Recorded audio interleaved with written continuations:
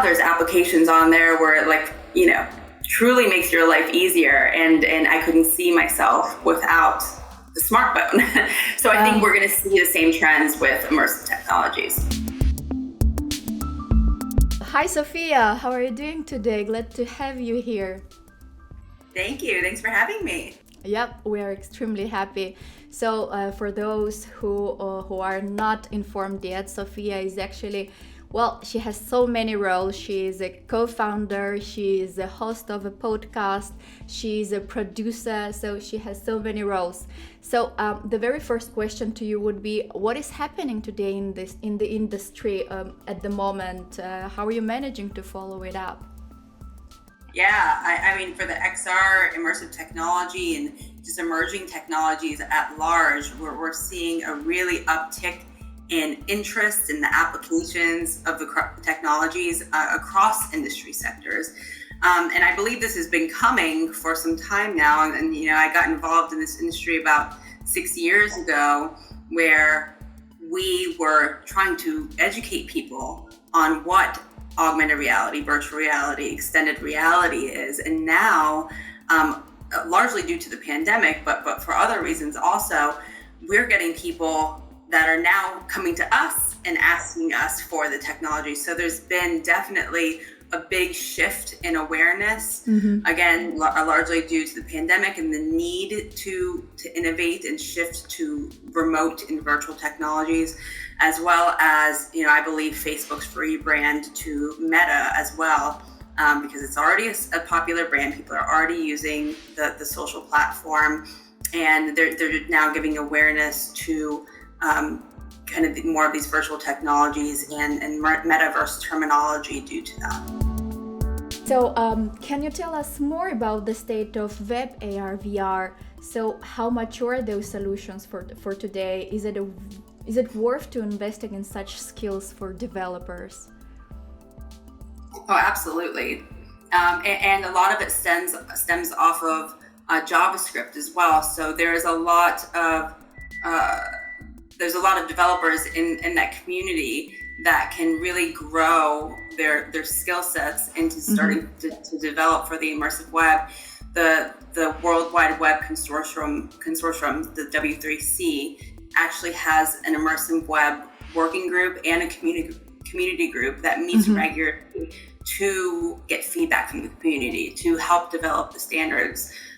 There's the Khronos Group that is helping develop graphical standards for the web also. So there's a lot of things going on. There's a lot of bespoke projects that both small businesses and companies and developers are working on, as well as some of these larger brands that are kind of moving to the web also. So there's a lot of really, really cool things going on.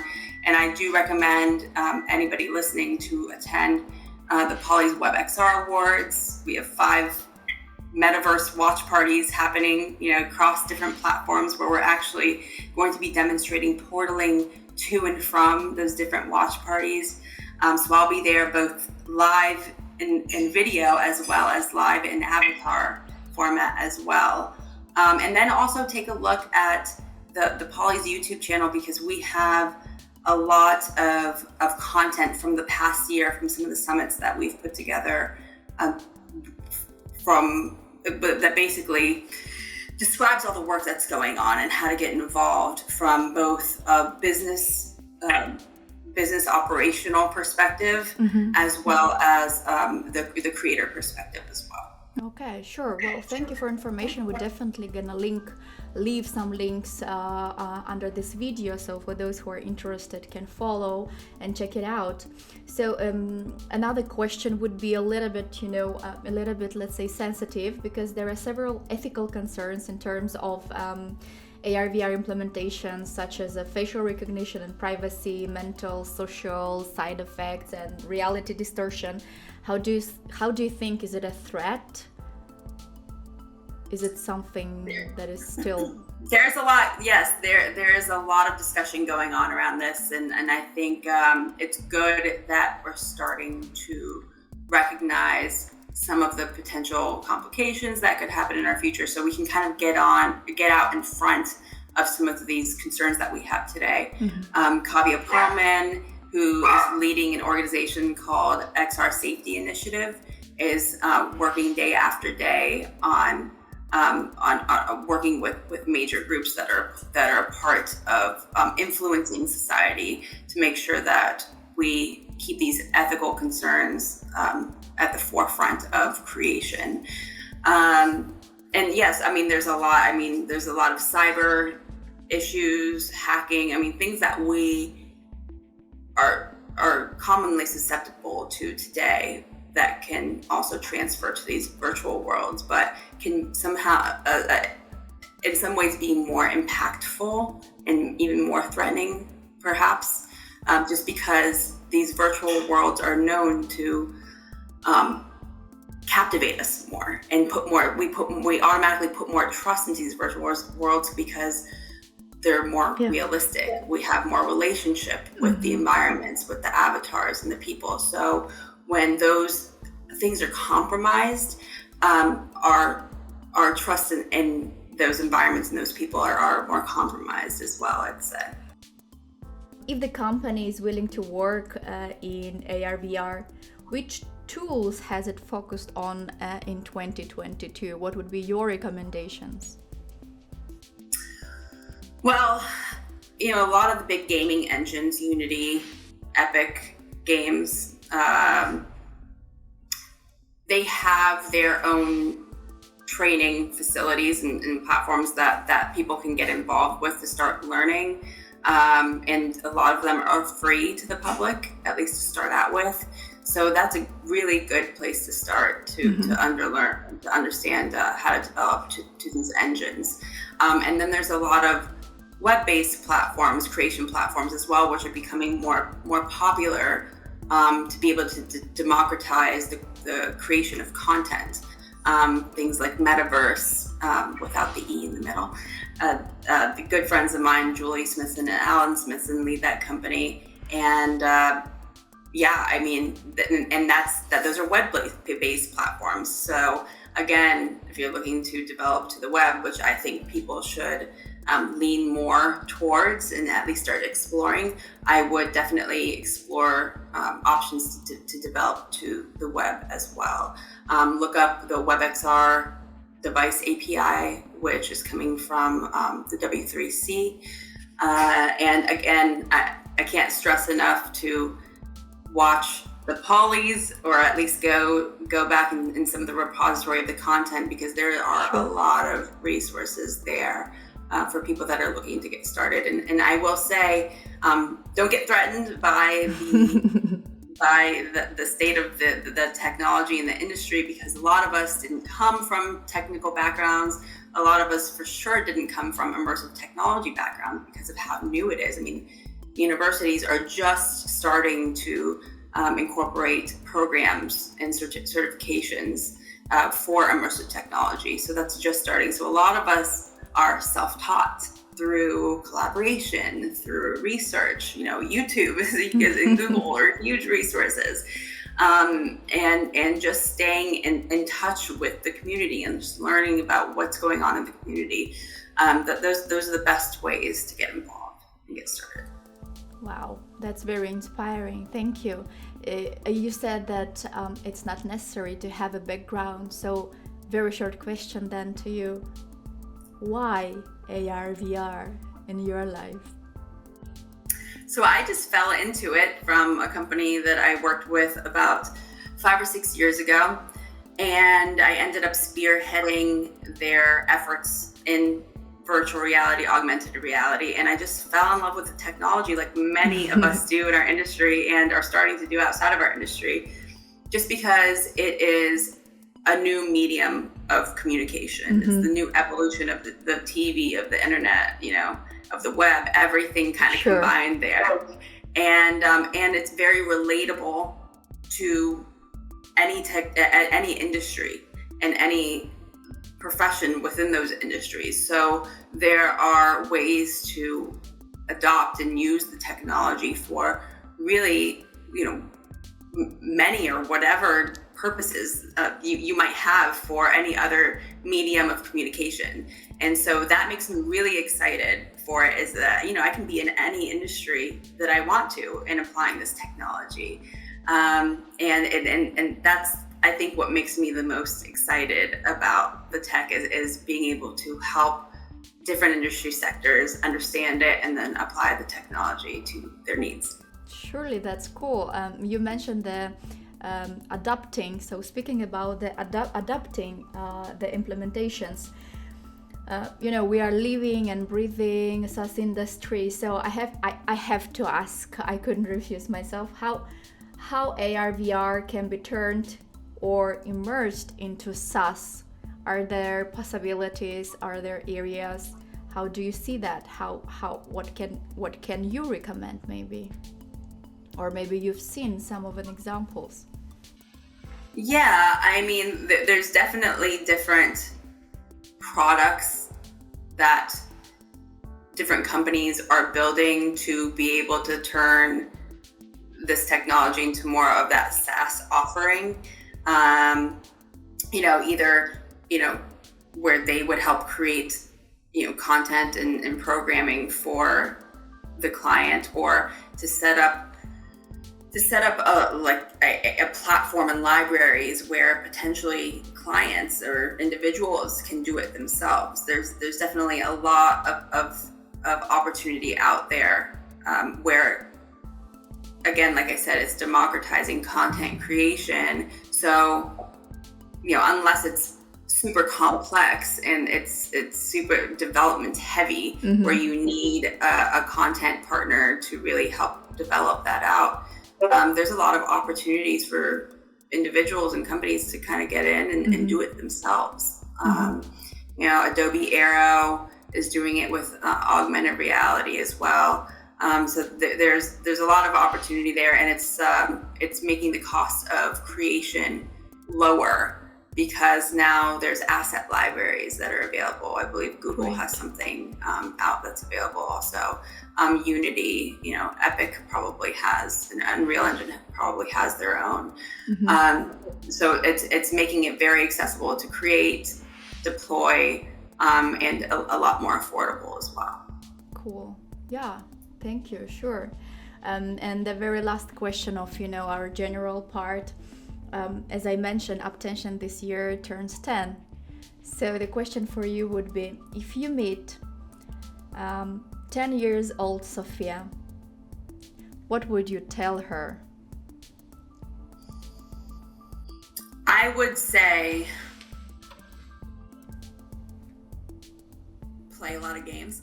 Because that's where it's going. And I would say definitely, education is great, but experience is even greater. Mm-hmm. And whatever, you can do to get your hands on, more hands-on experience, even if that is through gaming, specifically in this industry, those kids are definitely, they're so tech savvy. And a lot of them are creating their own games. And they're creating their own careers for themselves through that. And I just generally think that if you can have more technical skills in whatever industry you're looking to be in, even if you're looking to be, on the business side or, the BD side, marketing side of things, to really have a grasp of the technologies that you're interested in is very helpful. So, that's why I'm not a developer myself, but I took the Unity 101 courses. I'm researching as much as possible, the tech side of crypto, Web3, all these different emerging technologies there, because that's the only way that I would be able to better represent those technologies to end users and clients as well.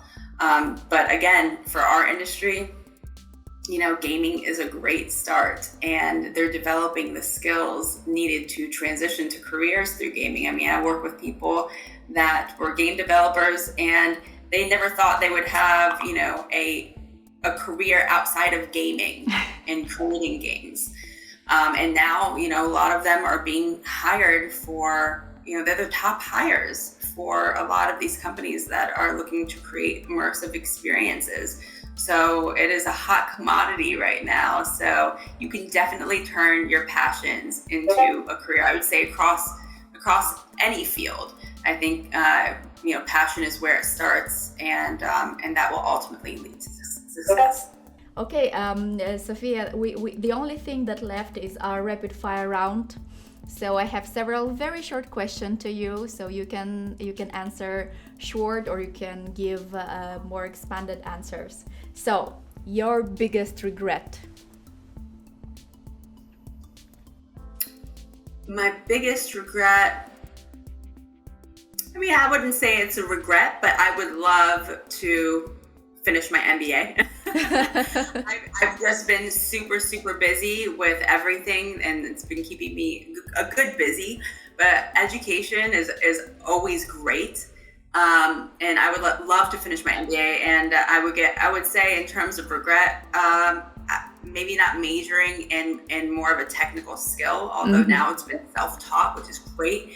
But I would say definitely, get those technical skills handy, because nobody can ever take that away from you. Cool. Thank you. Your best investment in your life? Best investment in my life, besides my home. It can be your home.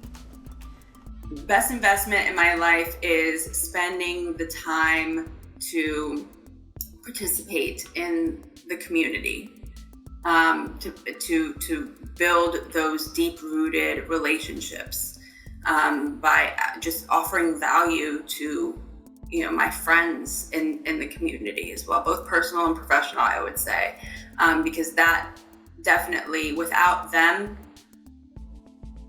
you would not know. I don't think anybody would reach the levels of success that are truly possible.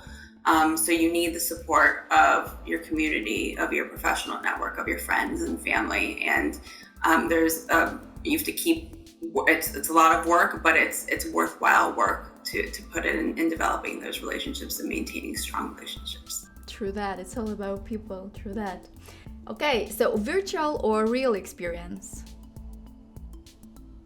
Both. It's funny. I actually realized that I, place some kind of importance on my virtual presence, almost just as much as I do on my physical presence. One reason because of the pandemic, and I don't get out to see people often. and the other is because I've just been, spending so much time in these virtual worlds. I mean, during New Year's, for example, I was invited to a New Year's party. So I was there physically with friends that I wanted to be with, drinking champagne, the whole thing. It was a lot of fun. However, I had 5 different New Year's parties in the MetaVRse that I was invited to, that I wanted to attend as well. So I made sure I brought my headset, and at some point during the night, people saw me lock myself in my room, in one of the rooms, to join these parties and meet my friends in some of these other parties in virtual reality. And so that was that kind of aha moment over New Year's, where I realized that I do place an importance on my virtual presence. So I love both of them. I've built and sustained some really close relationships, in virtual reality, and some people I've gotten to know over virtual reality in avatar form. But again, I follow that up with meeting in person when I can. At these conferences, I make sure to reach out to the people that I know, develop that in-person relationship as well, because I think that the combination of these things is really what sustains those relationships for the long term. Beautiful, beautiful. Well, thank you very much. How otherwise you could visit 6 parties at the same time? Yeah. Thank you. That will be, Sophia, the very last question from me. I do really appreciate your time. Thank you. That was a really beautiful time for me. A lot of insights, a lot of information, a lot of learning, a lot of, I would say, inspiration to me. And hopefully hear you soon. Thank you so much. Yeah, thank you.